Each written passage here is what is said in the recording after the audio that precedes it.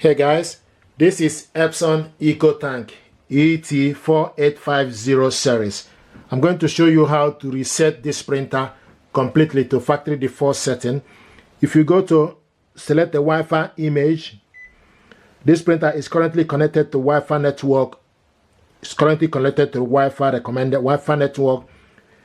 If it's not connected, it will be in this blank image. When it's connected, it will show you dark blue color. Now, what I want to do is to show you how to reset this printer completely. Scroll to the side, select settings, then scroll down all the way to restore default setting from settings.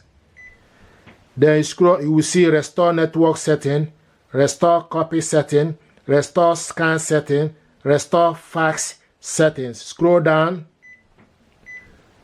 Then you will see clear all data and settings. So select clear all data and setting. Clear all data and restore default setting. It may take several minutes. Continue, yes or no. Select yes.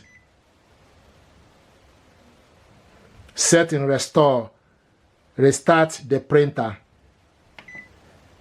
And if you look on the Wi-Fi image, you will see that the Wi-Fi light, the blue color disappeared, and you can see showing us now blank for Wi-Fi network and also showing us blank for Wi-Fi direct. This is how to restore all factory default settings so that you can go ahead and restart the printer and reconnect it to a network. Thank you very much indeed, and stay blessed and happy with this printer, and it deserves your attention. Thank you.